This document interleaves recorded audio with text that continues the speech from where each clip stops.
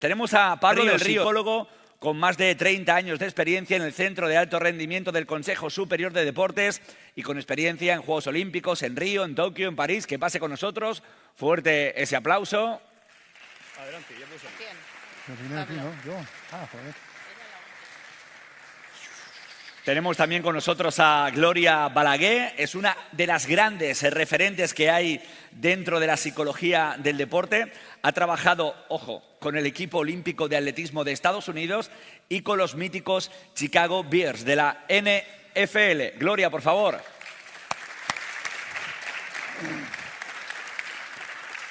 Tenéis que ir eligiendo ahí parte del sofá. Veo por aquí parte de la veteranía del Congreso que se van sentando. Y tenemos también a Eduardo Morelló, que es psicólogo con una trayectoria de 16 años en el Villarreal Club de Fútbol y actualmente en el Athletic Club de Bilbao, ayudando a los jugadores a gestionar esa presión en el fútbol profesional. Fuerte el aplauso para Eduardo. Gracias.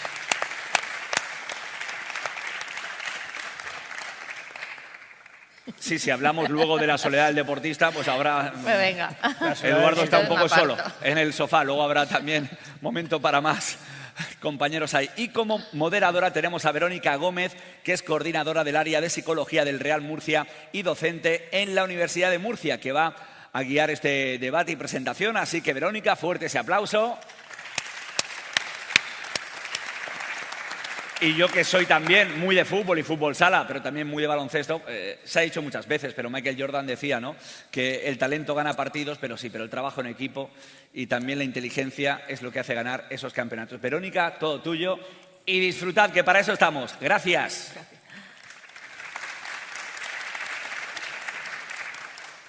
Muchas gracias a todos por estar aquí. Bienvenidos. Para mí es un honor estar rodeada de estos maravillosos psicólogos del deporte, con tanta experiencia, tanto bagaje y, bueno, estoy segura de que vamos a disfrutar muchísimo, tanto vosotros como yo, de su experiencia y de todo lo que nos van a contar esta mañana. Vamos a empezar, Pablo, si te parece. Te doy el turno, ya te han presentado muy debidamente, así que... Cuando quieras. Buenos días. Encantado de estar aquí en Murcia.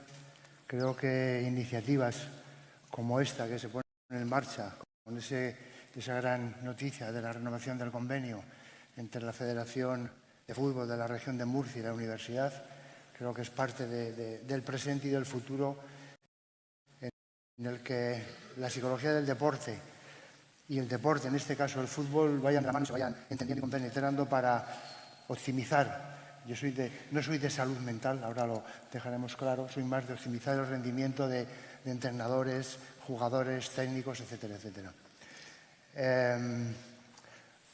Esta semana atrás, con el tema del fútbol, curiosamente la AFE, la Asociación de Futbolistas Españoles, sacaba una nota de prensa donde decía: exigimos, creo que era la Liga de Fútbol Profesional, que se respeten las 72 horas entre partido y partido para preservar la salud física y mental de nuestros jugadores. Yo cuando leí esto, hace 15 o 20 años, esto era impensable. Era totalmente impensable. Hoy día ya parece ser que es una realidad. De todas formas, con el tema de la salud mental, a mí ya me chirría, estoy un poco saturado de salud mental, porque yo en 40 años de profesión todavía no conozco ningún deportista que haya venido a que le solucione su salud mental. Porque yo siempre digo que yo tengo clientes, tengo deportistas, tengo entrenadores, tengo familias, pero no tengo pacientes. Es decir, un buen psicólogo deportivo no tiene por qué ser un buen psicólogo de salud mental. Son cosas diferentes.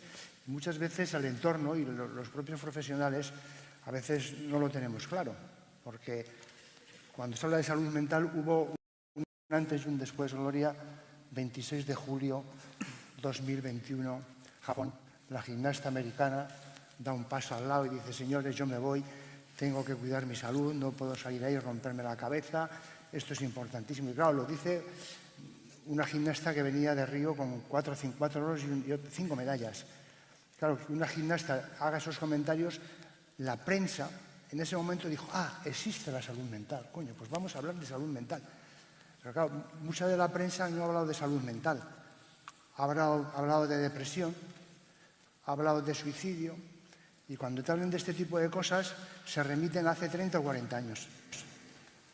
Con lo cual, yo creo que la salud del deportista y del deporte español es bastante buena. Lo que ocurre es que los casos que se dan tienen mucha resonancia y mucha presión mediática. Y eso tenemos que ser conscientes que es una realidad. Entonces, en este sentido, cuando ahora todos los congresos es salud mental, lo de bienestar me encanta, lo de salud mental no tanto. No tanto, porque realmente no somos conscientes del recorrido y de la trayectoria que tiene ese término. Porque yo llevo años, décadas, intentando transmitir y separar y decir, hablar o asociar la psicología del deporte con una patología es un gran error. Sigo pensándolo, después de todos estos años. Y sigo pensándolo porque además hay núcleos o grupos pseudo-profesionales que vienen a aprovecharse de eso y vienen a decir esto. No, tú no vayas a un psicólogo porque todavía, desgraciadamente, se sigue pensando que el que va al psicólogo es porque es enfermo. En psicología del deporte no hay enfermos. Son personas que van a optimizar su rendimiento porque quieren ser mejores. Y nosotros estamos ahí para darles herramientas, para darles habilidades, para enseñarles a gestionar, para enseñarles a tomar decisiones. Lo que ocurre es que el psicólogo del deporte, si es psicólogo sanitario, que es mi caso, psicólogo del deporte y psicólogo sanitario, pero llega un momento que tenemos que saber hasta dónde podemos llegar. Y trabajar hasta donde podemos llegar y luego derivar a ese sujeto que tenga una patología a otra rama que es la psicología clínica. Y este es muchas veces el gran problema, que el profesional no lo hace porque queremos solucionar todo y no todos valemos para todo. Tenemos que saber claramente hasta dónde podemos llegar. Bien, dicho esto, si me ponen la presentación, yo me voy a poner por aquí, me voy a levantar. Bueno, yo el título que he puesto es muy... Claro, lo peor que te puede pasar es que te llame un amigo como Aurelio y te diga, oye, ¿te apetece venir? Va, yo voy para allá, sí. ¿Qué quieres que hable? Y te diga, de lo que quieras. Es una faena, eso. Porque dices, ¿de qué voy a hablar yo? Y hasta hace 3 días digo, no sé qué les voy a contar. Entonces, el título es un poco así, compartiendo experiencias y proyectando el futuro. Mirad, cuando yo hablo de psicología del deporte, hablo de entrenamiento psicológico y hablo de psicología preventiva. El gran trabajo que hace la psicología del deporte y la psicología preventiva lo que hace es minimizar las patologías y los trastornos que pueda haber en esta población que hace deporte. Porque, por daros un dato, la salud mental en el sistema general de sanidad es la hermana pobre. ¿Correcto? Y entonces, ¿ahora qué pretendemos nosotros? ¿Que desde el mundo del deporte tener un sistema de psicología mental para el deportista? ¿Estamos locos o qué? Eso no es una realidad, eso no es el futuro. El futuro es que la psicología del deporte, el entrenamiento psicológico, se implante en todas las instituciones que están relacionadas con el deporte, federaciones, clubes, escuelas, etcétera, etcétera. Eso sería el gran proyecto. Entonces, fijaros que yo decía, yo no tengo pacientes, tengo clientes. ¿Por qué? Porque nosotros partimos de una situación que funciona, una situación que está bien, pero que podría funcionar mejor. Porque cuando a uno le dan habilidades y le dan herramientas, tiene más capacidad para resolver, para tomar decisiones y para optimizar su rendimiento, que en definitiva es de lo que se trata. Todos y cada uno de nosotros tenemos que optimizar nuestro rendimiento. El actor que está en un escenario, el fontanero, el cirujano, el entrenador de fútbol, el bombero, todos y cada uno de nosotros al final tenemos que optimizar nuestro rendimiento allá donde estemos. Entonces, a mí me chirría mucho cuando se habla de salud mental porque al final hay ese binomio salud-enfermedad. Y os recuerdo que esto ya viene de la época bíblica, porque cuando los que habéis ido a casaros a la iglesia, dicen algo así como hay que mantener, hay que respetarse, hay que quererse en la salud y en la enfermedad. Bueno, pues nosotros creo que es un gran error el identificar salud y trastorno mental y sintomatología con el mundo del deporte. ¿Esto quiere decirse que no lo hay? Claro que lo hay, pero oiga usted, suicidios en España al año hay muchos, como 15 al día, multiplicar esos suicidios. Intentos de suicidios, multiplicarlo por 3, como unos 50. ¿Y en el mundo del deporte cuántos hay? Muy pocos. Muy pocos. Pero esos que hay tienen mucha resonancia. Entonces, ¿cuál es la premisa de la salud? Pues partimos de las condiciones que causan un deterioro clínicamente significativo, patologías que cumplen con ciertos criterios de diagnóstico. Porque claro, cuando tú lees luego en la prensa dicen, tal deportista tiene una depresión. Yo que soy psicólogo, sanitario y a veces tengo problemas para hacer un diagnóstico claro y evidente de una depresión, pero la mamá, la señora de la limpieza, el portero, el jardinero, es capaz de decir que su hija o que tal persona tiene una depresión. ¿Y qué estamos aquí confundiendo? Estamos confundiendo la sintomatología con el trastorno. Una persona puede estar anímicamente triste, melancólica, a veces sin saber por qué, pero ¿eso quiere decirse que tiene una depresión? Ni mucho menos. Son estados transitorios. Puede ser una depresión reactiva, concreta, de un día, una nota, un mal examen, un problema afectivo. Hablando de problemas afectivos, los mayores problemas que he tenido yo de desequilibrio han sido relacionados con las relaciones afectivas de las personas que hacen deporte. Personas que hacen deporte. ¿Y eso qué tiene que ver con el deporte? Nada. Da la casualidad que esa persona se enamora, la otra le dice que no, la otra le dice que sí, tienen unas desavenencias, no tienen una buena relación y entran en una situación de crisis. Pero claro, si eso lo tenemos que asociar a que esa persona hace gimnasia o waterpolo sincronizada o, por el contrario, hace fútbol o baloncesto, pues ya tenemos el caldo del cultivo. Entonces, los que desconocen las áreas de actuación identifican la psicología del deporte con problemas. Y esto es nada más lejos de la realidad. Es decir, nosotros, insisto, partimos de situaciones que van bien y que pueden ir mejor. De hecho, hoy día, aunque se ha avanzado mucho y se sigue avanzando, hay gente que en plan de jocoso o de verdad o por la ignorancia te dicen, tú vas al psicólogo, pero ¿qué problema tienes tú para ir al psicólogo? ¿Por qué tengo que tener un problema para ir al psicólogo? Si yo lo que quiero es optimizar mi rendimiento, tener un buen rollo, tener una buena estabilidad emocional, yo no tengo ningún problema. Entonces, fijaros, al final estamos entendiendo que todos y cada uno de nosotros somos una unidad somatopsíquica en evolución. La parte somática, yo me levanto esta mañana al espejo, me he mirado y digo, joder, estoy perdiendo pelo, qué ojeras, he dormido fatal, estoy echando barriguita. La parte somática la vemos. Pero ¿y qué pasa con la parte psíquica? Que a veces se ve y tiene unas consecuencias en nuestra conducta, en nuestras expresiones y en nuestras emociones, pero no todo el mundo es consciente de qué es lo que piensa cada día o cómo se habla o cómo enfoca o resuelve sus problemas. Entonces, nosotros no nos podemos olvidar como psicólogos que trabajamos con personas que hacen deporte. Y esas personas que hacen deporte lo pueden hacer en muchos ámbitos. Deporte de ocio, deporte de recreación, deporte de iniciación. La base es muy importante. Si no hay una buena base, difícilmente vamos a tener deportistas de élite. Quizás en la base deberían de estar los mejores entrenadores, o sobre todo aquellos entrenadores que tienen mejores capacidades para ilusionar, para motivar, para regular las expectativas y las metas de esos deportistas. Muchos de los deportistas de élite que están arriba están ahí gracias a la base, gracias al trabajo de las familias. Bueno, pues todo eso hay que trabajarlo. Bien. Yo en el 2019, antes del 21, en un periódico de tirada nacional, en el AS concretamente creo que es, el periodista sacó ese titular, el entrenamiento psicológico debería ser obligatorio. Y sigo pensando lo mismo, creo que debería de ser obligatorio, pero desde la base. Esa idea de decir, no, es que el entrenamiento psicológico hay que presentarlo en la élite. No, ¿por qué?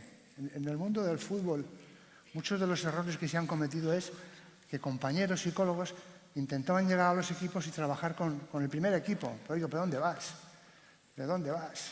Si lo primero que hay que conocer son las estructuras del fútbol, cómo funciona, la terminología, el ambiente, las estructuras. Esto es importante. Entonces yo creo que el futuro del deporte está en la base, trabajar con la base. Cuando tú trabajas con la base y esa base va creciendo, esa base ya tiene una formación y nos va a demandar nuestro trabajo y nos va a demandar un trabajo y un entrenamiento psicológico. Sigo pensando que el entrenamiento psicológico debería de ser obligatorio. ¿Por qué? Porque si no se hace, hay una parte de la mesa que le quitamos una pata. Siempre hablamos de la parte técnica, táctica, física, estratégica y psicológica. Pero si quitamos la parte psicológica, pues claro, yo muchas veces me pregunto, ¿el deportista es que no tiene neuronas, no tiene mente? No. La parte psíquica está ahí. El futbolista, que se le acaba el contrato, me renuevan, no me renuevan, las lesiones, el banquillo, cómo interpreta el banquillo. Yo recuerdo un caso de un futbolista, como estamos en fútbol, que había sido, fue muy bueno, estuvo en las categorías inferiores de la selección, estuvo jugando en divisiones fuera de España, vino a España en el mercado de invierno y no tenía titularidad y estaba en el banquillo. Bueno, este jugador, estar en el banquillo era una ofensa, lo llevaba fatal. ¿Qué ocurre? Que cuando salía, en 10 minutos quería demostrar que se habían equivocado con él y que él tenía capacidad para ser titular, con lo cual se equivocaba. El número de errores no forzados se multiplicaba por 2. Si nosotros somos capaces de hacerle cambiar la percepción a ese jugador que está en el banquillo y ver el banquillo como una oportunidad para salir a jugar, la situación y el estado de ánimo de ese jugador cambia totalmente. Pero totalmente. Y eso son cosas que se detectan y que se trabajan. Al final, cuando tú a un deportista del deporte le preguntas ¿qué deseas? ¿Qué quieres? ¿Y qué es lo que contestan los deportistas? Aquí tenemos una leyenda del fútbol, Alfaro. Cuando a ti te preguntaban ¿tú qué quieres? ¿Qué es lo que quiere el deportista? ¿Qué es lo que quiere el futbolista? Ganar. Curioso, esto no estaba ensayado. Ganar. Hay tres términos que en todo deporte, independientemente del deporte, tenemos que aprender a convivir con ellos. ¿Qué es? El error, el resultado y la incertidumbre. Y eso está en todos los deportes. Y al final lo que quieren es ganar. Pero fíjate qué curioso que ganar es lo que no depende de uno. Claro, tú juegas al fútbol, 11, divide el 100% entre 11 en valor del banquillo y te toca un porcentaje mínimo de responsabilidad. Entonces lo que quieren es ganar, lo que quieren son resultados. Pero ahora, el problema es que no tenemos que focalizarnos en los resultados. 5 minutos, madre mía. Sino que lo que tenemos que hacer es focalizarnos en lo que hay que hacer para ganar. Y lo que hay que hacer para ganar, pues es optimizar el rendimiento. Entonces, cuando nosotros como psicólogos, voy a acelerar ahora, tenemos que optimizar el rendimiento, pues comenzamos a aplicar técnicas, toma de conciencia, motivación, concentración, autocontrol, autoconfianza, técnicas de afrontamiento, y ahí arriba estrés, ansiedad, miedos. Pero en todo ese proceso, al final, lo que se trata es de estar a gusto con uno mismo y disfrutar del proceso. Luego veréis los deportistas que han estado en los Juegos de París este año y que yo he tenido la suerte de acompañar y tener unos resultados extraordinarios, pues al final la mayoría de ellos no te dan las gracias por ayudarlas a conseguir esa medalla olímpica, sino por enseñarles a disfrutar. Porque una de las claves para triunfar, para optimizar el resultado y conseguir lo que uno quiere es disfrutar de aquello que hace. Pero no solo en el campo de fútbol, o en la cancha o en la piscina, en la vida. Cuando tú dices a una persona, dices, esta persona le gusta lo que hace. Lo hace mejor y le cuesta menos esfuerzo. Una de las bases del buen rendimiento sería disfrutar y divertirse. Estar en el presente. Es seleccionar, controlar exclusivamente lo que depende de ti mismo. Y el resultado no depende de uno mismo. Cuando un deportista entiende que el resultado no depende de uno mismo, hay un cambio motivacional importante. La orientación motivacional hacia la competitividad es muy dañina y muy peligrosa, porque nos preocupamos de cosas que no dependen. ¿De mí qué depende? El entrenar, el cuidarme, el tener una buena salud, una buena readaptación, una buena rehabilitación, el descansar. De mí depende optimizar mi rendimiento. Luego, una adecuada motivación, no excesiva, y creer en uno mismo. Mirad, aquí me he pasado.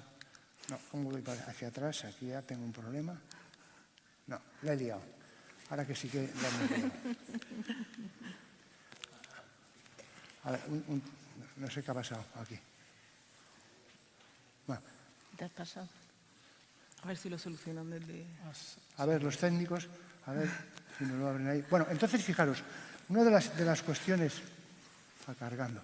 Una de las cuestiones importantes A mí me gusta venderle a la prensa titulares. Una de las cuestiones importantes que hacemos es, a ver, estamos aquí, esto ya lo hemos pasado, es que al final, cuando yo digo, nosotros no entrenamos para ganar, la gente se sorprende. Yo digo, yo es que soy diferente. Yo creo que no. Hay mucha gente que piensa lo mismo que yo. Pero nosotros no trabajamos para ganar, trabajamos para ser mejores. Y esa es la clave. Trabajar para ser mejores ¿en relación con quién? Con nosotros mismos. Tenemos que ser nuestra propia referencia. Pero no solo en el mundo del deporte, sino en la vida particular de cada uno. Bien, entonces, ¿cómo podemos actuar nosotros cuando nos viene una situación? Pues mira, nosotros podemos actuar de 3 formas. Una, diciendo, bueno, viene una persona con una situación, con una sintomatología, y yo lo que le voy a dar unas técnicas, unas habilidades para intentar controlar, un control temporal para minimizar o reducir o enmascarar esa sintomatología. También podemos actuar sobre las causas, que sería lo ideal, pero tenemos que descubrir cuáles son las causas, todo eso se hace en paralelo. Y luego hay otra en el mundo del deporte que es fundamental, que es aprender a actuar en esas circunstancias que son inherentes a la práctica deportiva. Si un jugador de fútbol tiene miedo al avión o no le gusta viajar y está en un equipo de los grandes, pues lo tiene crudo, o como un piloto de automovilismo. ¿Por qué? Porque los viajes es algo constante. Entonces, la psicología del deporte no es solo la cosa bonita, el salir en la foto, el ir a las competiciones. Tenemos que aprender a manejar y convivir con la presión, con el esfuerzo, con el estrés, con la incertidumbre. ¿El estrés es malo? Hombre, depende de los niveles, pero el estrés es necesario. Si no, no daríamos para el agua. Con los logros no parciales, con la frustración que suponen esos logros parciales. Lo que es incomprensible es que cierto entorno del deportista diga, no, a mi hijo usted no le ponga objetivos porque luego se frustra y lo pasa mal. Pues entonces cómprale un huerto, váyase a Murcia, gestione una huerta y que se dedique a plantar pimiento. El esfuerzo, el cansancio, la fatiga, la ansiedad, el miedo. Es que la ansiedad es mala. No, hay una ansiedad adaptativa que es necesaria. Si en un deporte de contacto o un futbolista no hay un mínimo de ansiedad pre-competición, pues desde luego que el reto, la amenaza, la lesión, el dolor, la enfermedad, las pérdidas, la ruptura. Bueno, pues ¿para qué trabajamos? ¿Para evitar todo eso? No, trabajamos para enseñarles a afrontarlo y a resolverlo. Porque al final, en la vida de un deportista, es muy dinámica, muy cambiante, y hay muchísimas situaciones en las que el deportista tiene que tomar decisiones. Bueno, aquí yo soy un defensor a ultranza de la psicología preventiva. Es mi mensaje. Y creo que ese es el futuro, la psicología preventiva. Porque la psicología preventiva, pensando siempre en la persona, trabajamos las lesiones. Podemos hacer que las lesiones disminuyan. Fijaros, en época de crisis y en deportes donde se maneja mucho dinero, un buen psicólogo ayuda a optimizar la rentabilidad económica. Porque pueden disminuir las lesiones, a quemarse prematuramente, conductas de alimentación, imagen corporal, adherencia al entrenamiento, dopaje, la retirada del deportista, la carrera dual. Claro, la carrera del deportista, ayer hacía yo un vídeo por la televisión, ¿eso qué es? ¿Un drama? Claro que es un drama. Es un drama cuando nadie ha previsto que esa persona tiene que dejar su vida deportiva y tiene que incorporarse a la vida social, a la vida laboral. Si tú le enseñas a planificar su tiempo desde un principio, pues lógicamente eso va a llegar con una formación. Y bien, me voy a parar aquí, me están echando la bronca, además me han dicho antes, claro, tú vas el primero así no robas tiempo. No. Entonces, fijaros, este es un subcampeón olímpico de Londres. Y el deporte de alto nivel yo creo que no es nocivo para la salud mental del deportista ni para la estabilidad. Es nocivo si se practica en condiciones inapropiadas. Y un solo dato y con esto acabo. En 40 años de profesión, trabajando con deportistas de perfeccionamiento, iniciación, los últimos 30 con deportistas de alto nivel, el porcentaje de casos con patologías que yo he tenido que desviar o trabajar en equipo con otros profesionales es menos del 1%. Quiere decirse que los deportistas que incorporan el entrenamiento psicológico a su formación integral, las probabilidades de tener unas patologías, unos problemas, disminuyen de forma considerable. Por lo tanto, ahí se queda la cuestión y ver si lo que tenemos que hablar es de salud mental y de enfermedad o de psicología preventiva y de entrenamiento psicológico. Muchas gracias.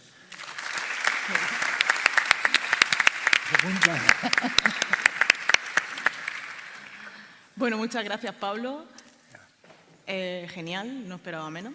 Y me encanta que hayas hecho alusión o que hayas tratado el tema de la prevención, que estoy totalmente de acuerdo. La psicología como una herramienta no de solución de problemas, sino de prevención. Bueno, ahora le paso el turno de palabra a Gloria, una mujer pionera en psicología del deporte, que seguro que nos va a encantar también.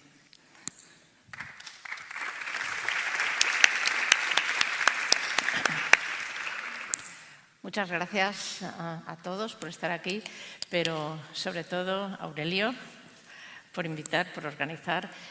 Gracias a la Federación de Fútbol por esa idea que a mí me anima y el hecho de que se haya organizado con la universidad y con la federación, pienso que esto es el futuro. O sea que sois unos adelantados. Gracias. Yo voy a hablar un poco de otro lado y casi donde ha terminado Pablo voy a recoger yo. El deporte de élite no es nocivo para la salud si se hacen las condiciones adecuadas. Y esas condiciones muchas veces no son adecuadas. Y trabajar con el deportista individual, claro, es una ayuda, pero es poner una tirita, cuando el problema es estructural a veces. Entonces, a ver, y también aviso que mi experiencia en fútbol es fútbol americano. O sea, es diferente, pero creo que muchas cosas se traducen bastante bien.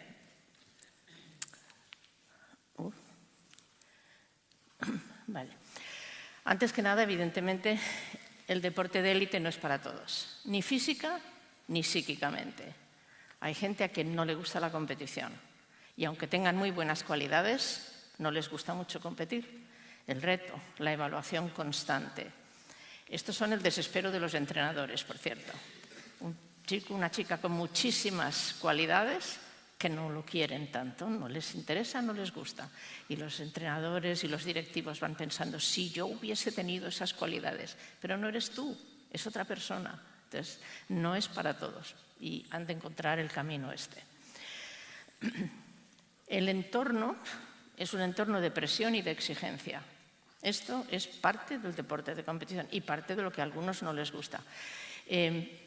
Parte de eso efectivamente es estructural inherente, pero a veces yo creo que ahora va a peor. El hecho de que el deporte mueve muchísimo dinero ahora crea mucha más presión y mucha más exigencia que a lo mejor no debería estar así. El deporte infantil en muchas ocasiones intentan que siga las mismas pautas que el deporte de élite. Esto es un desastre. Es un tipo de presión que es absolutamente negativa porque además se van a perder. O sea, los que llegan son los supervivientes, que a lo mejor hay muchos otros que podrían haber llegado si hubiesen tenido las herramientas individuales y si la estructura hubiera estado mejor. Pero se pierden. Por otra parte, de la misma manera que pasa en música, por ejemplo, si alguien es muy bueno en algo y quiere ser excepcional, tienen derecho a perseguir ser algo único, hacer algo mejor que nadie.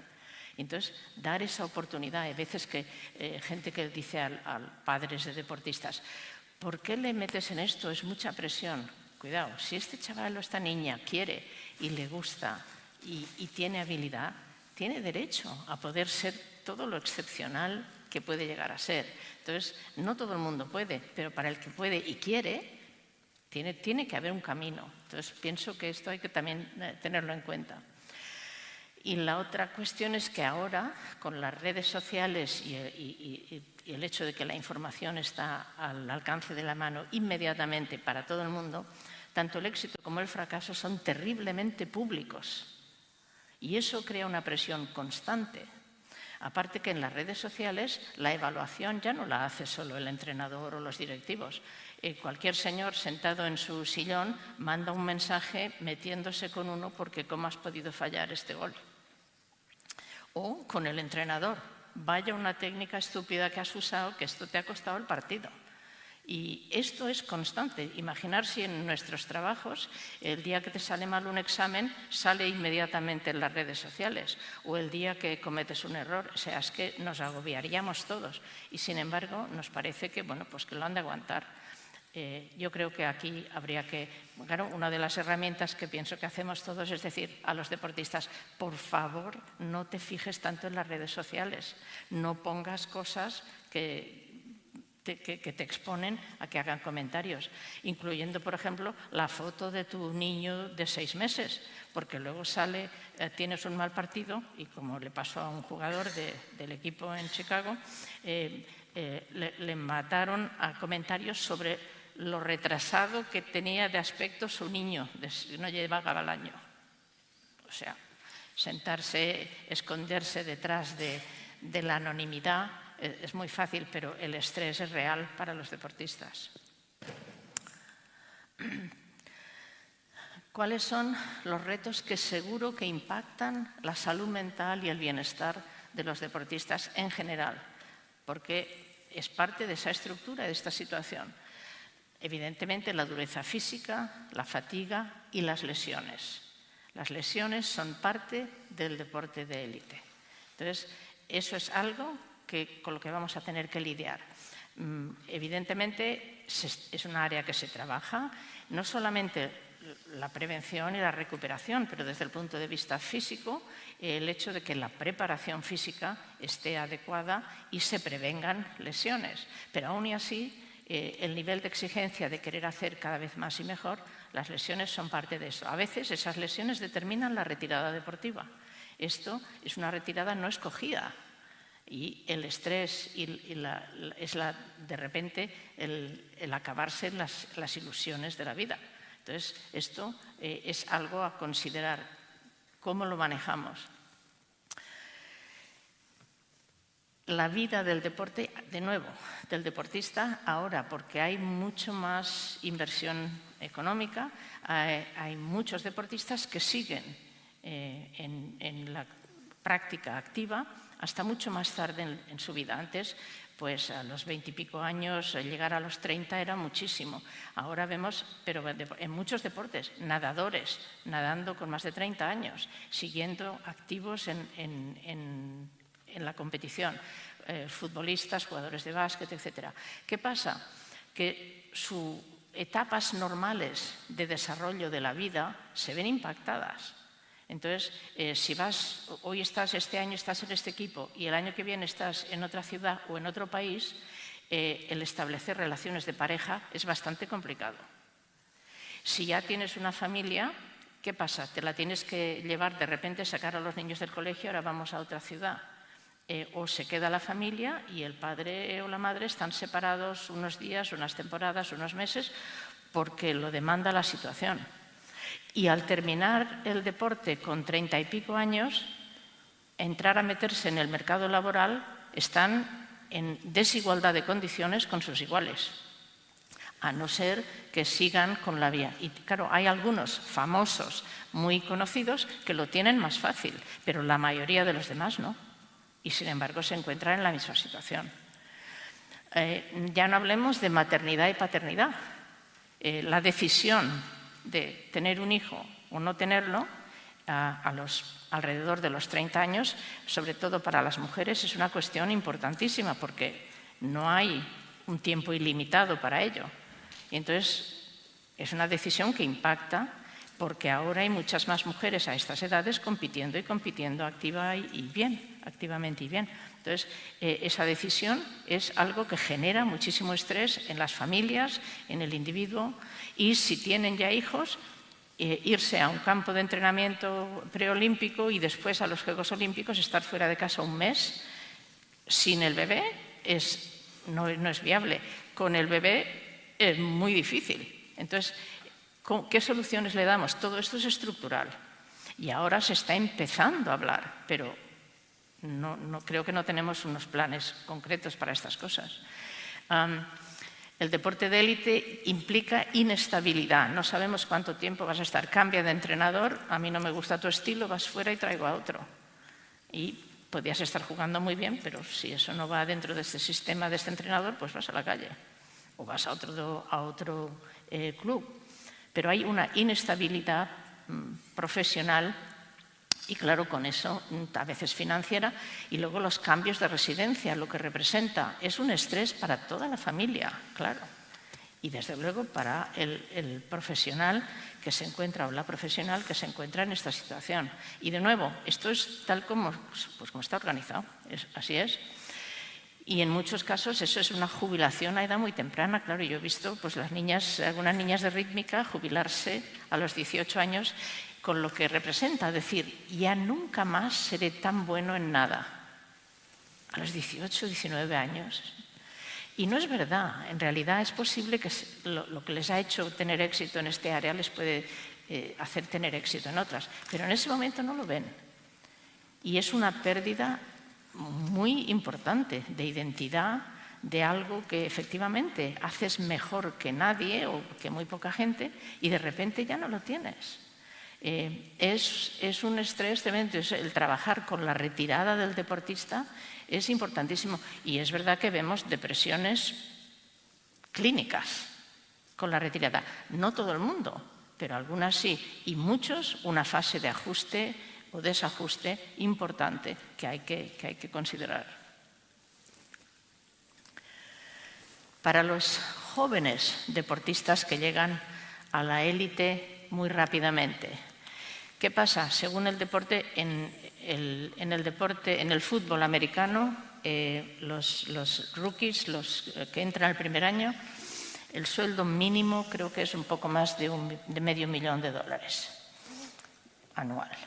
Entonces, de repente, pues tener un chico de 18, 19 años con muchísimo dinero, que se lo llevan de la familia, va a estar en un piso en otra ciudad. ¿Qué pasa? Pues que a las 2 semanas lo ves con un Lamborghini. No saben manejar el dinero, no saben manejar el tener acceso a todo esto. Y claro, esto suele ocasionar problemas de muchos tipos. Los primeros, por lo menos en mi experiencia en Chicago, legales. Los policías ya los ven, saben dónde viven, saben qué coche se ha comprado, los esperan y los cosen a multas.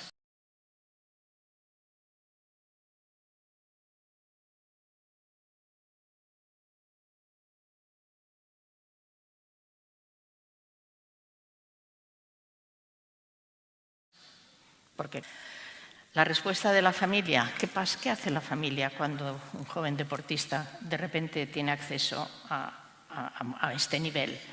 Pues a veces salen parientes de debajo de las piedras y a todos les debe algo este deportista. No, es que yo te ayudé, yo convencí a tus padres de que te dejaran hacer esto. De repente tienen unas presiones familiares a veces, porque la familia se agarra de esto y dice, hombre, pues aquí vamos a vivir todos. No es que lo piensen, creo yo, así tan directamente, pero en realidad este es el mensaje que reciben a veces los deportistas. El equipo deportivo está formado y de repente llega un chaval, yo no sé el Barça cómo han llevado lo de Yamin, eso no sé cómo lo han llevado, pero en Estados Unidos sí que he visto, entra un chaval jovencito con muchísimas cualidades y los veteranos, ¿qué hacen? Bloquearlo. Totalmente. ¿Qué experiencia es esa? Para todos. Los veteranos, asustados. Y el chaval dice, ¿pero aquí qué pasa? Si yo creí que estarían tan contentos, que va, en absoluto. Es una fase dificilísima. De los agentes y medios de comunicación, hay en Uruguay, es el único sitio que yo conozco que hay un programa de psicología del deporte para periodistas deportivos, que me parece fantástico, porque no se dan cuenta de cómo trituran a gente muy joven, con los comentarios que hacen, con las cosas que ponen. ¿Cómo puedes hablar de este es uno que se asfixia en cada momento que tiene que tirar un penalti? Por favor, vamos a ver, es un chaval o una chica de 18 años, 17 años, 20, es igual. ¿Qué consigues con esto? ¿Hacer un gran titular? Esto es destrozar a una persona. Y ya no digamos los agentes. los agentes, y salen ahora también, por lo menos en Estados Unidos, a la que hay dinero salen los agentes. Entonces, ¿qué pasa? Pues que algunos, su objetivo es llenarse los bolsillos. Y yo he visto con el equipo de Estados Unidos de atletismo, y estos no es el equipo que más dinero gana, evidentemente el atletismo no cobra tanto como otros deportes, pero yo he visto un agente en la comisión técnica en una competición antes de los Juegos Olímpicos de decir, quita a este deportista y ponme a este otro en esta carrera. Y salir luego, yo estaba allí por ayudar con el lenguaje, porque era en Francia esto. Entonces, cuando salimos, el agente directamente le dice, oye, no he conseguido meterte. Y yo pensaba, ¿la has sacado? ¿Pero qué dices? ¿No la has conseguido? ¿La has sacado tú? Porque no te interesaba. Y a veces los deportistas tienen muchas dificultades encontrando un agente que sea una persona sólida. Y a veces es casi peor cuando de estas tareas se encargan las familias, los padres.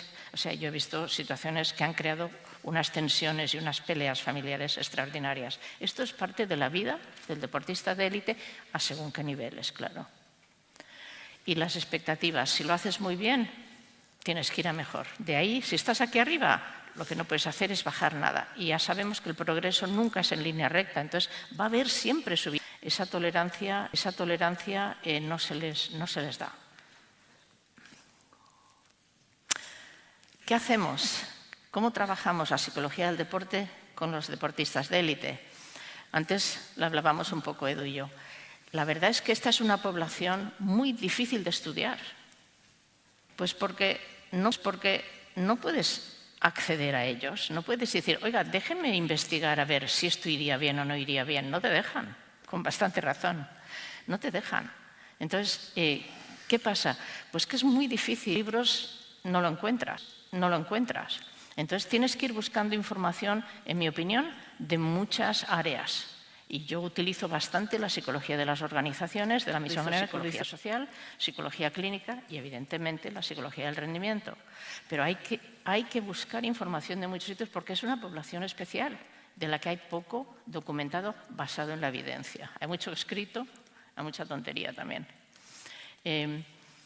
Hay que trabajar en cooperación. Es muy diferente trabajar con un chaval o una chica de 18 o 19 años que empieza a un deportista de 28 o 30.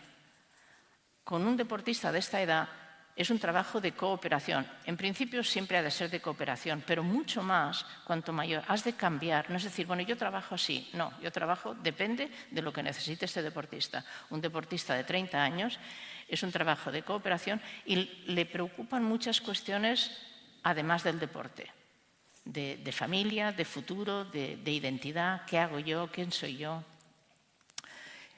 La confianza es algo que hay que ganarse. Me presentan al equipo. Esta es la psicóloga del equipo.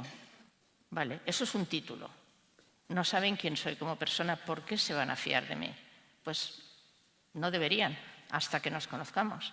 Pero hay que ser consciente de ello y no irse quejando. Es que no hacen lo que les digo. Pues es que si les dices mucho, van a hacer menos. Como digo, para mí, una cosa que he notado, deportistas que llevan años en el deporte tienen muchas cuestiones más globales, más de filosofía de la vida. ¿Qué hago? ¿Dónde voy? ¿Qué es lo importante? Y eso es parte, pienso yo, de mi trabajo con ellos. Y luego la motivación cambia. Casi todos los rookies que yo he visto, ¿cuál era su objetivo principal económicamente? Comprarle una casa a su madre. La mayoría. Cuando tienen 28 o 30 años, el objetivo, la motivación es diferente. Hay otras cosas. Me importa más poder estar en casa, poder ver a los críos de vez en cuando, no tanto, quizá porque ya tienen más dinero, pero no es tan importante. Entonces hay que entender que las motivaciones van a cambiar y las correctas. Cuando estaba en Chicago, trajeron a un motivational speaker, un motivador, no sé cómo llamarle, que vino a dar una charla y hablaba de motivaciones y les decía, el dinero no es una motivación. No es una motivación correcta. ¿No? Y me vinieron a ver algunos de los chicos. Oye, es que para mí es muy importante. ¿Tú qué crees? Y yo les dije, vamos a ver, ¿tú piensas que este señor ha venido gratis? A ver, ha venido porque, hoy qué bonito es lo que hago, lo voy a compartir, por Dios. Pero le ha quedado una frase redonda y adelante. Lo constante es el cambio, para todos, pero en el deporte esto se nota muchísimo. Entonces va a venir un nuevo entrenador, un nuevo sistema, cambia, te has de adaptar, te cambian de posición. Y los chicos siempre me decían, pero si me han reclutado en esta posición es porque lo hacía bien y ahora llego aquí y me lo cambian. Pues sí, bienvenido al deporte de élite. Y si no puedes adaptarte, esto va bastante mal. Nuevos compañeros, nuevos clubs, nueva ciudad, país o lenguaje. ¿Sabéis lo que representa? De repente te vas a otro país, te llevas la familia, si no hay niños solamente la pareja, y la pareja sin hablar el idioma, ¿qué hace? Estas situaciones han de considerarse, esto es parte de la estructura, que alguien tiene que tener esto en cuenta y prepararles antes y ayudarles en ese proceso. Es tan importante como algunas de las técnicas que les damos para el trabajo individual. Yo siempre pienso que cuando vemos a los deportistas de mucho éxito, vemos eso, a los supervivientes. Pero ¿cuántos se han quedado atrás que a lo mejor tenían iguales o mejores cualidades físicas, técnicas, pero no han podido superar todas estas cosas que pienso que son, para mí, la psicología del deporte son intervenciones para la vida, son herramientas para la vida. Pero la estructura que se organiza alrededor pienso que es algo que se puede mejorar muchísimo y que no se toca mucho. Entonces dicen, a ver, este tiene un problema, trabaja con él. Hombre, tiene un problema, pero mira qué organización tenemos. Claro que tiene un problema. ¿Por qué no cambiamos cómo se está organizando esto? La retirada es un problema. Si es voluntaria es una cosa y aún y así es difícil. Si es una lesión o simplemente no te seleccionan, no vas a los juegos y esa sensación de he perdido 4 años, que no es cierto, pero ahí queda. Entonces, la retirada es un proceso que ahora sí creo que muchos clubes y federaciones están trabajando, pero es un fenómeno que existe, que está ahí siempre. Y les es muy difícil ser normal. Y a veces en las familias el deporte está más maduro, molesta en casa porque él no sabe qué hacer, la familia tiene cada cual sus actividades y están en medio siempre. Querría haber hablado de esto, pero no me da tiempo. Pero ¿quién es el psicólogo? ¿Quién lo contrata? Al psicólogo del deporte casi nunca le contrata a quien lo va a usar. Y eso genera unos problemas gravísimos. Entonces, hay que tener en cuenta cuando vas, quién te ha contratado y qué esperan de ti. Para mí, si el entrenador no está interesado, eso no va a ir bien. Gracias. Muchas gracias, Gloria. Muchas gracias, Gloria. Me ha gustado mucho también la parte de el contexto, la importancia del contexto, el contexto en el deportista, en el crecimiento y en el desarrollo o no del deportista. Bueno, Eduardo Morelló, finalizamos contigo. Context is God. Bueno, gracias Aurelio por la invitación, felicidades a la federación. No sé quién ha diseñado el... Yo os desafío a los compañeros, sobre todo los más futboleros que vais a estar después, cuando estás ahí, la atención, para los psicólogos, la atención fluctúa entre la conversación que estás teniendo, lo que tú quieres decir, quién leches está aquí escuchando esto y si puedo golpear la pelota donde está John, si la puedo meter, esto es un teatro, no puedes chutar los balones que tienes aquí puestos, ¿vale? Las distracciones normalmente vienen de dentro de nuestra cabeza nos está diciendo algo que tiene que ver más o menos con la acción que tú tienes que hacer, puede venir de alguna sensación corporal, ¿vale? Estoy notando algo y mi atención se va a ese sitio y lo interpreto, o pueden venir desde fuera, porque alguien está haciendo algo o alguien hace alguna cosa que genera que mi atención vaya a ese sitio, ¿vale? los que seáis psicólogos del deporte y los que seáis entrenadores, o los que vayáis a ser psicólogos del deporte, entrenadores, preparadores físicos, vais a estar bastante tiempo intentando jugar con eso. La atención tiene que estar donde tiene que estar, en el momento en el que tiene que estar para hacer lo que tienes que hacer de la manera en la que lo tienes que hacer. Y si no consigues eso, es cuando empiezan los problemas, ¿vale? Entonces, después de esta introducción, me preparo qué es lo que quería contaros, se lo paso a un par de personas de referencia que me conocen relativamente y me dicen, con eso no, en 3 horas no lo acabas. Entonces, ¿no? Joder, a ver qué es lo que digo. Lo preparo, lo escribo. Se me ha ocurrido la genial idea, para mí, de darle la vuelta a la presentación y empezar por el final. Así llegamos hasta donde tengamos que llegar, ¿vale?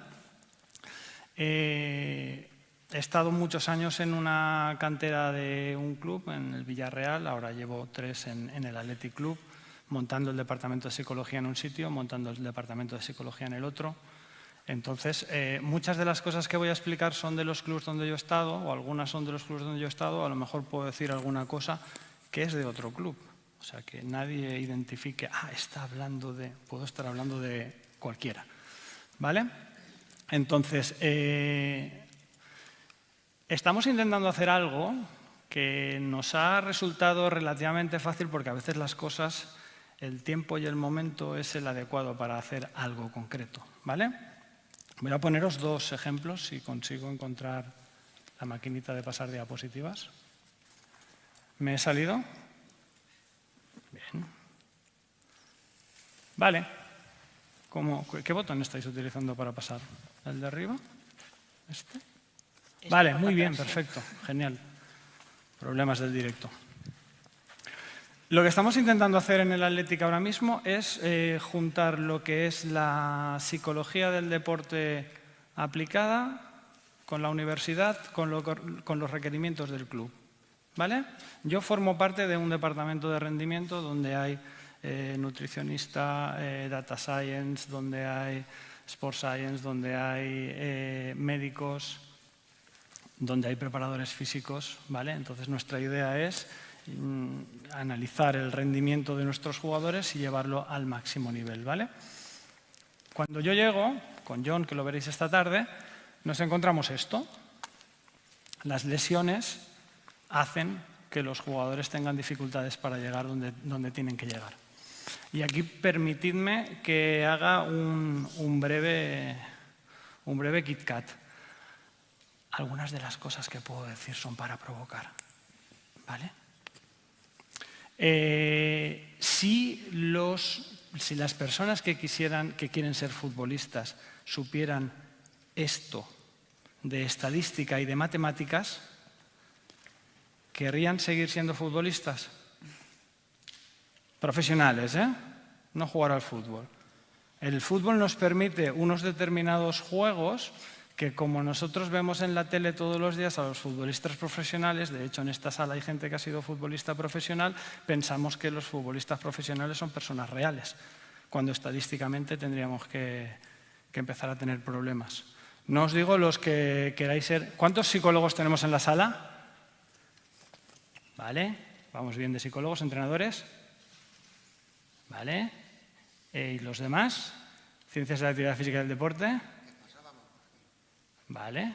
Bueno, a ver a cuánta gente consigo cabrear. Si sabemos el número de personas que llegan, igual nos dedicamos a otra cosa. Aún así, vamos a seguir persiguiendo nuestro sueño de ser futbolistas profesionales. Vale. El mensaje de mi parte es: hay que poner más psicología en los entornos deportivos. Esto no necesariamente quiere decir hay que poner más psicólogos en los entornos deportivos. Hay que poner psicólogos si tenemos recursos. Ahora mismo en el Athletic Club somos 7. Cuando salí de Villarreal éramos 11. ¿Vale? Lo que quiere decir que si las estructuras quieren y entienden que eso va a ser bueno para ellos, los ponen. No penséis en sueldos estratosféricos, pensad en sueldos dignos. ¿Vale? Entonces, Cuidado, si la estructura entiende que le va a servir, la estructura pone los recursos. Si la estructura no tiene claro si le va a servir, se piensa dónde pone los recursos. Y si tengo pocos recursos, que es lo que nos va a pasar a la mayoría en el fútbol de base donde vamos a trabajar o en el deporte base donde vamos a trabajar, pues si tenemos un poquito de dinero, a lo mejor llevamos un fisio un par de días a la semana, antes que un psicólogo. Entonces, ¿qué es eso de poner psicología en las organizaciones? Es hacer las cosas de la manera que sabemos que es mejor. Crear entornos seguros para que las personas que entran a hacer deporte, ese mogollón de personas que entran a hacer deporte y que al final van a salir 2 profesionales, no se vean más maltratados de la cuenta, o que el entorno no sea demasiado duro o más duro de lo que debería de ser. ¿Vale?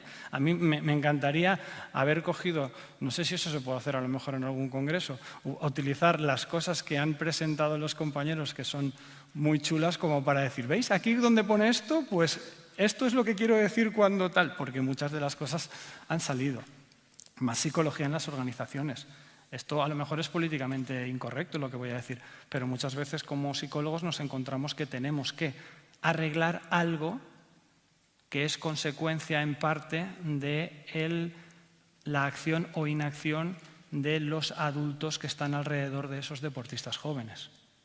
Un entrenador que hace no sé qué, un familiar que hace no sé qué, un padre que tal, un compañero que cual. Entonces, ostras, si hay cosas que sabemos que funcionan bien y hay cosas que son mejores para las personas, ¿por qué no las hacemos? Pues no las hacemos porque es mucho más cómodo que no esté el psicólogo presente, porque el psicólogo cuando está hace solo su presencia y dice, ostras, igual no me puedo comportar así. ¿Habéis hecho alguna vez el experimento de grabar a un entrenador? ¿Sí o no? Entrenador o entrenadora, me da igual. Tú le pones la cámara y la cosa cambia. Y cuando además le pones la cámara y le enseñas la grabación, porque la cámara molesta al principio, pero después ya la cabra tira para el monte. Hay veces que la intervención que tienes que hacer después no hace falta hacerla. Se ven y dicen, vale, ya entiendo de qué va la cosa. ¿Vale? Tras esta introducción un poco más larga de lo que tocaba, os explico esto. Nosotros nos encontramos con que resulta que en los últimos... Mira, tengo el láser aquí. Los últimos jugadores que llegan al primer equipo tenían una cualidad en común, que es que habían estado disponibles el 83% del tiempo en los equipos filiales. Es decir, esto muy a lo bruto es como te lesiones como no estés disponible en los últimos años de tu formación, da igual lo bueno que seas, tus posibilidades de estar en el primer equipo por la vía rápida caen. No estoy diciendo que no puedas ir a otro equipo y en ese otro equipo hacer las cosas bien y acabar siendo profesional, ¿vale? En el Athletic que tenemos por la filosofía un porcentaje quizá más alto de jugadores que son capaces de llegar a primera división, no pasa el 5%. Hay otra cosa que es otra de las trampas de este juego, que es que hay una cosa que se llama tasa de reposición. Es decir, aunque tú tengas 20 jugadores buenos en 10 jugadores buenos en el filial, no caben todos en el primer equipo. Y no es que no quepan en tu primer equipo, es que no caben en muchos sitios.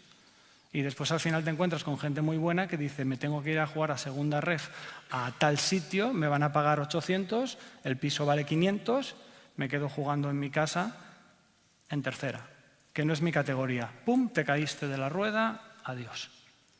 O sea, más vale que estudies. ¿Vale? Que estudiar tampoco me va a garantizar un no sé qué, pero me va a dar más opciones de elegir y de que mi vida esté más o menos ordenada, ¿vale?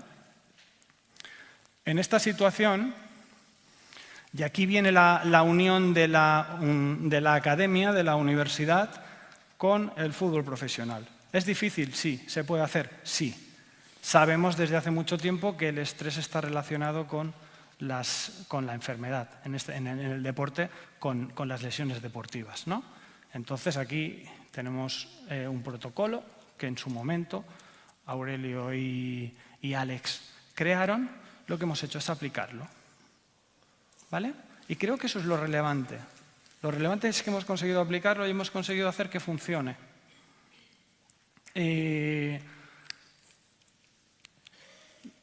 Estas cosas son las que están en el artículo.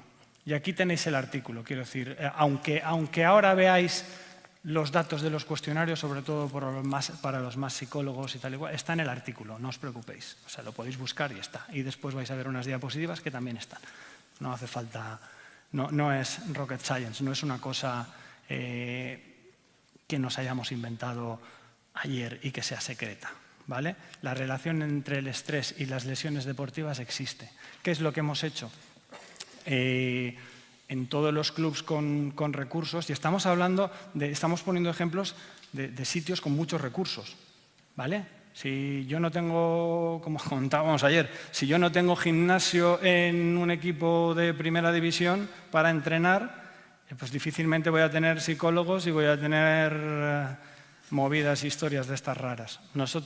Yo en la vida había evaluado tanto como estoy evaluando ahora. ¿Por qué? Porque tenía sentido en el contexto en el que estábamos, ¿vale? Que nadie ahora diga, ostras, en el Athletic están pasando cuestionarios todo el rato, vamos a pasar cuestionarios. Pasar cuestionarios todo el rato también tiene sus dificultades y sus problemas, ¿vale? Que podríamos estar hablando bastante rato. ¿Cómo vamos? 12 minutos. 12. ¿Quedan? No. Llevo. Vale. En pretemporada, sabéis que todos los equipos deportivos, todos los clubs de primera división, pasan un montón de cuestionarios de test de todo tipo. Velocidad, ecocardio, lactato, CKAS, todas las cosas que se os puedan ocurrir se miden. A nivel biomecánico se mide todo, ¿vale? Y tenemos un perfil de ese jugador. ¿Qué es lo que nosotros hemos añadido? Hemos añadido un perfil psicológico. En este caso, el perfil psicológico se basa en el protocolo que habéis visto antes, ¿vale? Entonces, tenemos información sobre... Veis que son cuestionarios muy conocidos para los psicólogos, ¿no?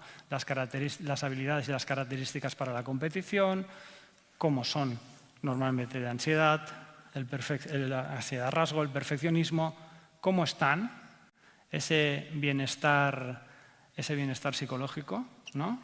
Cómo están ahora mismo y cómo están durmiendo, ¿vale? Cómo duermen. Para mí, cuando hablamos de rendimiento, si no hablamos de sueño, estamos quedándonos un poco en... Lo primero que yo trabajo con un deportista es cómo estás durmiendo. Aparte del motivo por el que esté en el despacho, ¿cómo estás durmiendo? ¿Dormimos mal porque estamos mal o estamos mal y entonces dormimos mal? El sueño es un clásico de la alta competición. Tenemos que intentar que ellos aprendan que la manera de dormir no es tomarme una pastilla, solo. A veces hay que no dormir, a veces hay que tomarse una pastilla y a veces hay que saber por qué no duermo y qué puedo hacer. Ahí ese entrenamiento psicológico es aprender, ¿no? Aquello que estábamos hablando de, como decía Pablo, ¿no? El entrenamiento psicológico tendría que ser obligatorio. Hombre, hay un mínimo que tendríamos que tener. Es un poco lo que estamos intentando hacer, que tengan un mínimo de conocimiento para después poder aplicar, ¿vale? Entonces, pasamos la evaluación en pretemporada y después pasamos una parte, el de bienestar psicológico, lo pasamos todos los meses. ¿Cuál es el compromiso que nosotros tenemos con los jugadores? Saben que al menos una vez al mes alguien les va a preguntar de manera formal cómo están. Con la posibilidad que esto ofrece de que si no estoy bien por el motivo que sea, puedo levantar la mano. Y solo el psicólogo va a enterarse de que he levantado la mano. Entonces el psicólogo va y ve qué pasa. Oye, pero como decía Gloria antes, seguro no puedo evitarlo. Seguro que mienten o seguro que se protegen. Sí, hay muchas veces que te vas a encontrar con datos que realmente no tienes claros. ¿Qué hacemos nosotros? Les pasamos la evaluación, el control del estrés, la influencia de la evaluación, qué habilidades tiene para la competición, nos permite de qué manera yo puedo trabajar con este jugador, me da pistas. El problema es más, o su área de mejora está más en la gestión del estrés cuando compite, es cuando entrena, es una cosa más motivacional, es una cosa de la familia, es una cosa de gestión de los errores.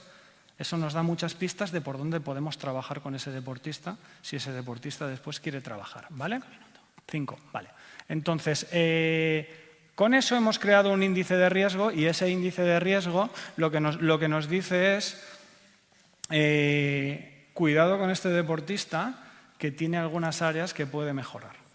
La parte buena para nosotros es que esas áreas, estamos midiendo cosas psicológicas, son habilidades que nosotros podemos entrenar con el deportista, ¿vale? Si ese deportista entrena esas habilidades, en teoría el índice de riesgo baja. Si duerme mejor, si gestiona mejor su ansiedad, si aprende habilidades para gestionar el error, su índice de riesgo baja. Los datos que nosotros hemos estado viendo hasta ahora, estas temporadas, es que los jugadores que nosotros identificamos como de riesgo alto tienen entre 3 y 10 probabilidades más de lesionarse.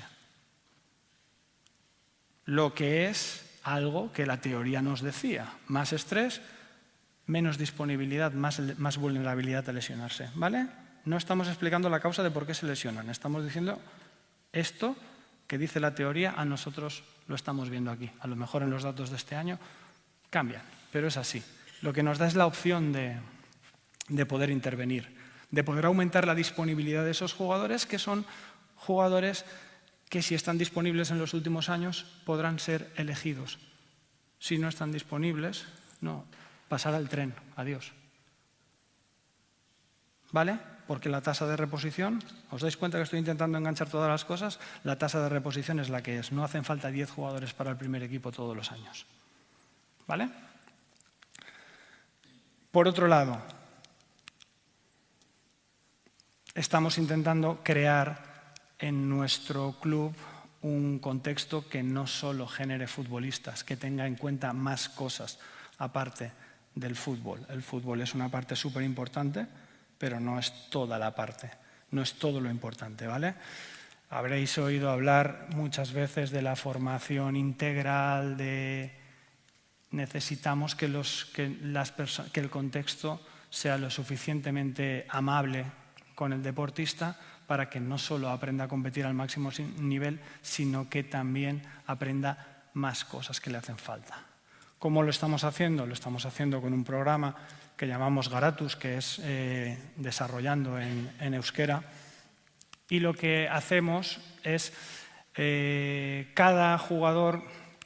Siguiente diapositiva. Cada jugador, cada equipo, en cada uno de las etapas que tenemos, lo hemos emparejado con una de las acciones o con uno de los trabajos que hace Fundació A, que es la Fundación del Atleti. La Fundación del Atleti, os invito a que entréis en su página web, es una fundación que hace muchas cosas de verdad.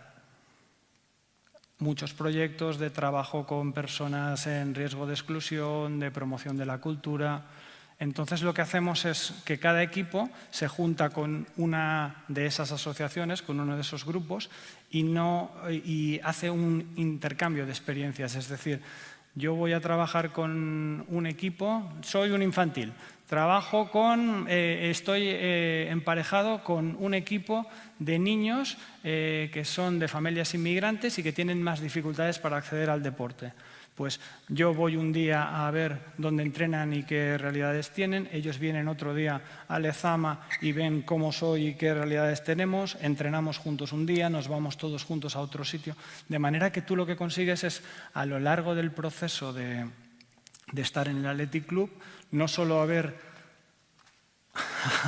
trabajado al máximo para ser deportista de élite, de alto rendimiento, eso es innegociable, pero además haber tenido un montón de experiencias que en teoría te van preparando para no solo para el que llega, sino para que todo el proceso dentro del club haya sido lo más respetuoso y lo más provechoso posible para ti.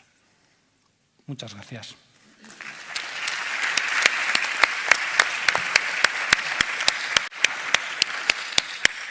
Qué proyecto más chulo.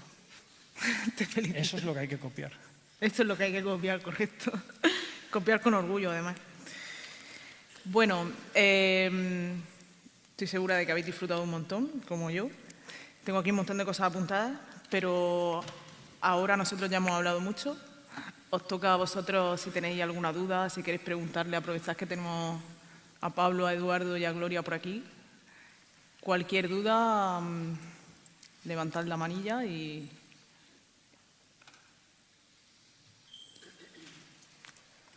No hemos transmitido nada. Por ahí Venga, hay venga, una que os duda. toca a vosotros. Sí, dilo, yo creo que te escuchamos.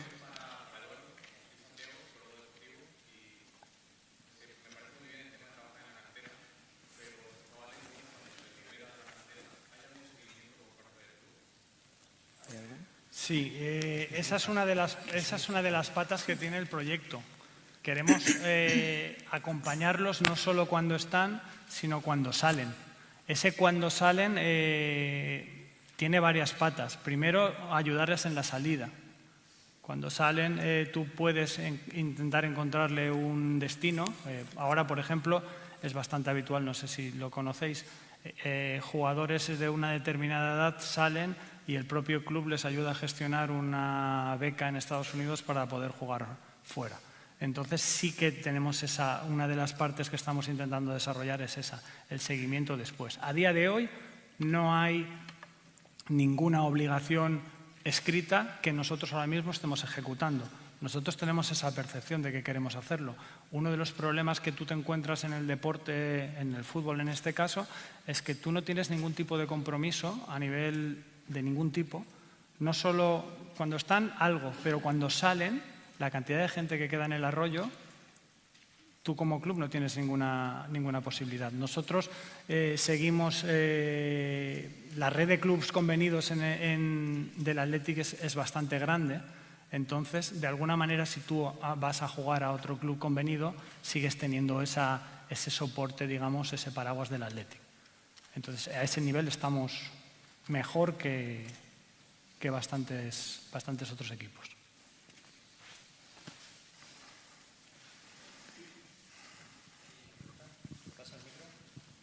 Sí, que si no, no se oye.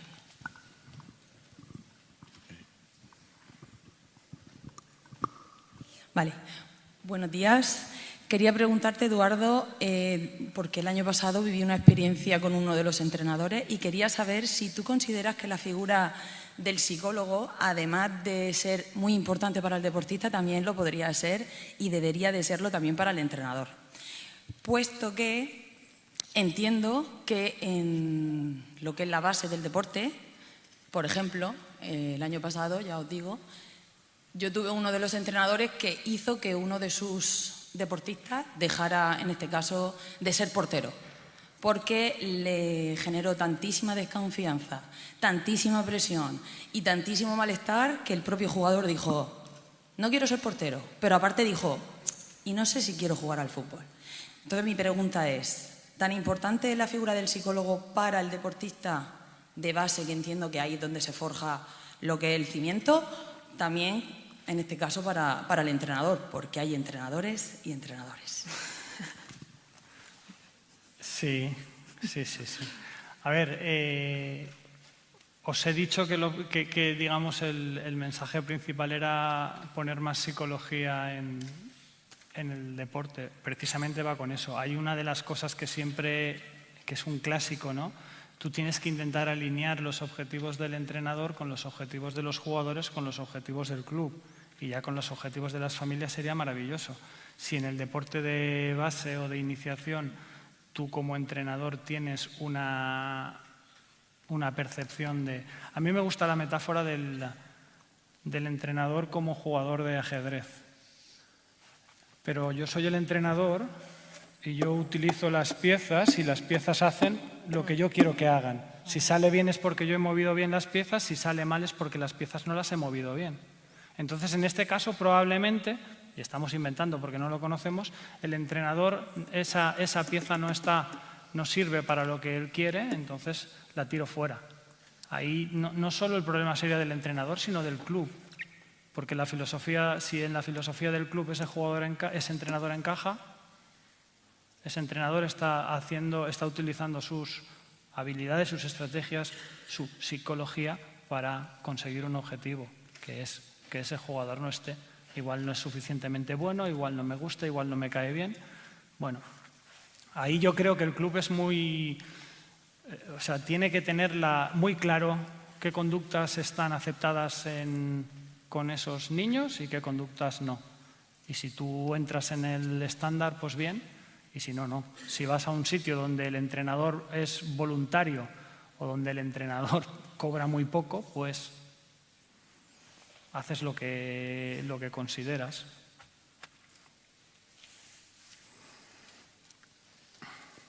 Venga, más preguntas. Por aquí hay una.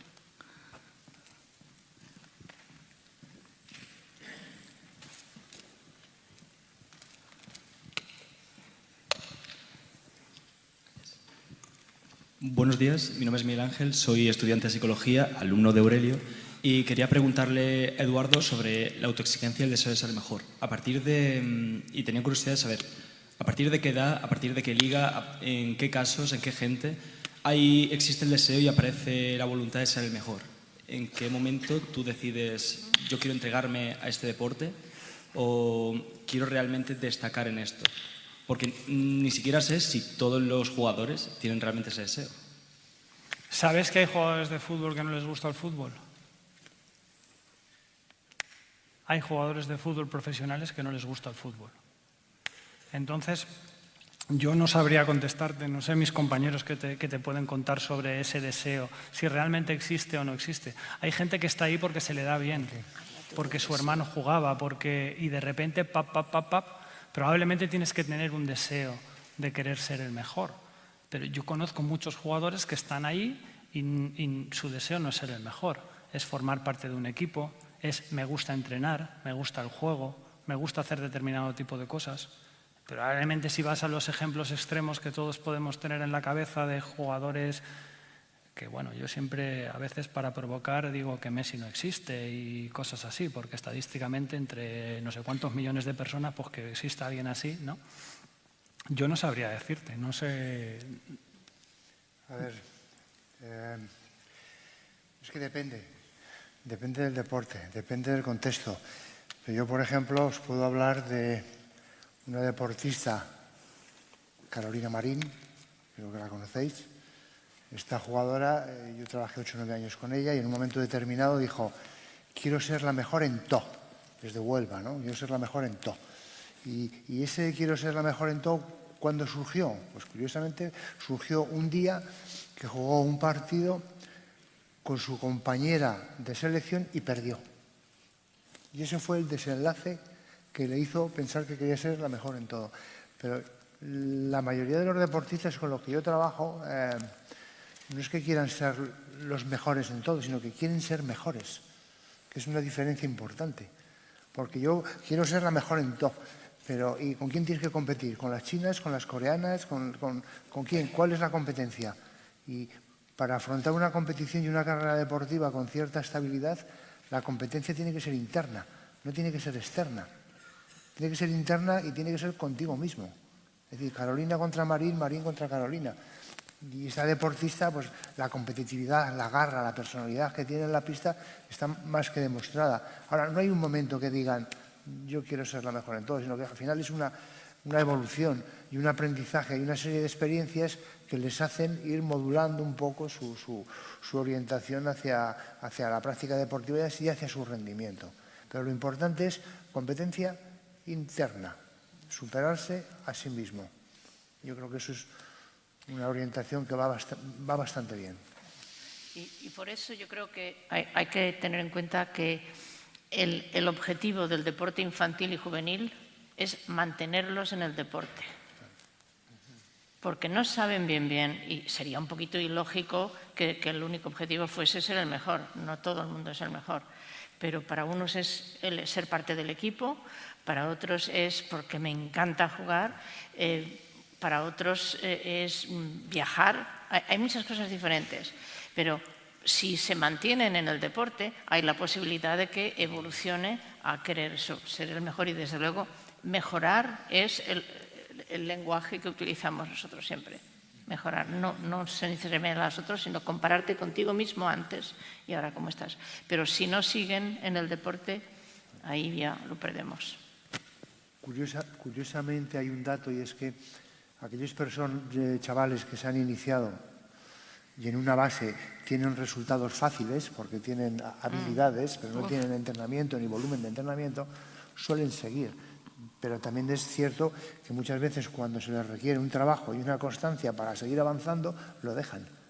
Por lo tanto, la evolución de cada uno es distinta totalmente. Tenemos tiempo para una última pregunta.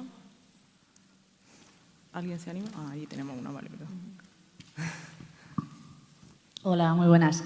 La pregunta la voy a lanzar a los tres, o a los cuatro, en este caso, aprovechando que tenemos aquí a grandes profesionales, que tenéis un gran bagaje y tal. Yo, mi modesta experiencia, sí que me he podido encontrar, aprovechando lo que ha dicho la compañera, algunos entrenadores que la figura del psicólogo deportivo la ven como, en vez de parte del equipo, la ven como alguien que es un extraño, alguien que le va a entorpecer el trabajo. Y yo he llegado a encontrarme personas que directamente me han dicho, es que yo no creo en la psicología, ¿vale? Como si esto fuera brujería. Entonces, quería preguntaros a los tres si había encontrado con personas así, con entrenadores así, que imagino que sí, y cómo habéis solventado este problema. Muchas gracias. A ver, estamos avanzando, pero en la sociedad tiene que haber de todo. Cuando se dice creer o no creer, hombre, se puede creer en la Santísima Trinidad, ¿verdad? Pero en la ciencia no es una cuestión de creer. Es decir, la psicología es ciencia. Entonces luego que cada uno se vaya al médico, al traumatólogo, o que se vaya al curandero, o al que le den unas hierbas. Eso por un lado. Por otro lado, es decir, el entrenador, yo creo que el futuro de un deporte está en la formación de los técnicos. Cuanto más formación tengan los técnicos, y no solo entrenadores, fisios, médicos, prensa deportiva, etcétera, etcétera, más fácil es trabajar para el psicólogo, porque el psicólogo no va a robar el protagonismo, sino va a ayudar, va a colaborar, va a mejorar ese trabajo. Pero bueno, también hay entrenadores muy curiosos que apelan a la situación sentimental. Sois como mis hijos, sois mi familia. Y yo les digo, pero coño, si estos ya tienen padre y madre, tú con ser entrenador es suficiente. Y también hay frases que dicen, no, el primer psicólogo tiene que ser el entrenador. No, el entrenador tiene que ser el entrenador. Y si tiene una formación psicológica, genial. Pero es entrenador, pero cada uno tiene que tener su papel. Pero si un entrenador no tiene formación y ve que el que viene a ayudarle lo ve como un intruso, pues cierra la puerta, te vas y buscas otro entorno.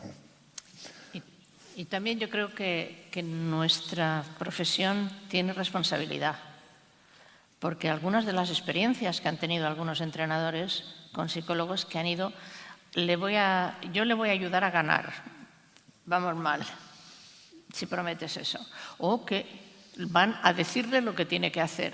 Eso ningún profesional te lo tolera. Y que la realidad es que si preguntamos a mucha gente en el deporte, ¿qué hacen los psicólogos del deporte? No saben contestar, no saben lo que hacemos y lo que podemos hacer. Y eso es culpa nuestra. Esa información no ha salido suficientemente, no está claro. Y entonces piensan, viene aquí alguien a meterse en la cabeza de mis jugadores, no lo quiero. Bueno, pues si crees que esto es lo que voy a hacer, tienes razón a no quererlo. Pero aquí hay una cuestión nuestra también, que hay que mejorar. Para mí los cursos de entrenadores, la psicología que se debería dar en los cursos de entrenadores es esencial y es una de las cosas que más me gusta hacer. Y luego hay cuestiones también personales. Yo encontré un entrenador de jóvenes que decía, vivía en Detroit, en una zona muy dura, muy difícil.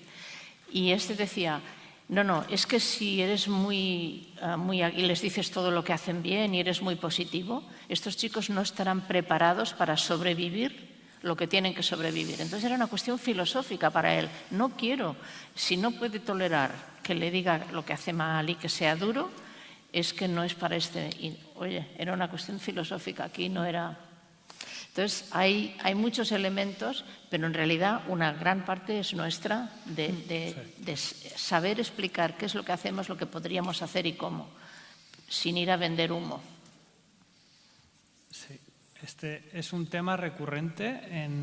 Cada vez que hay una reunión o un sitio donde hay varios psicólogos juntos, este es un tema recurrente.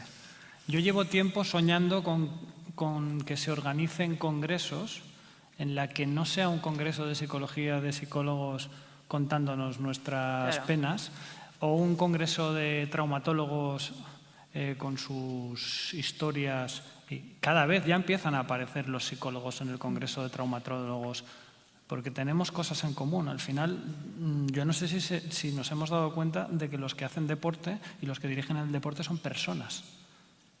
Y esas personas funcionamos como funcionan las personas, entre este rango y entre este rango, pero no allá. Entonces eso era lo de la psicología dentro de los contextos, es decir, de qué manera nosotros los psicólogos, estoy de acuerdo con los compañeros, muchas veces no lo hemos puesto fácil o no lo ponemos fácil nosotros, intentando separarnos, intentando diferenciarnos, intentando encontrar nuestro sitio, ¿no? Pues no voy a contar lo que hago, no sea que alguien no sé qué, o voy a llevar con este entrenador que es amiguito mío y entonces tal, eso te va a facilitar un determinado camino. Pero quizá el siguiente paso es que nuestra pedagogía de lo que podemos aportar. Yo soy psicólogo, tengo esto, entrenador, ¿qué le sirve de aquí? ¿Qué puede hacer usted? ¿Qué necesitas? ¿Qué rol necesitas que yo haga? Si estás muy cerca del entrenador, sabes que a lo mejor los deportistas van a dudar. Si estás muy cerca de los deportistas, a lo mejor el entrenador entiende que tienes que estar cerca de los deportistas, conoce muy bien cuál es el rol del psicólogo, entonces dice, oye, tú haz lo que tengas que hacer, que yo ya sé lo que estás haciendo y sé que estás mejorando el trabajo con ellos.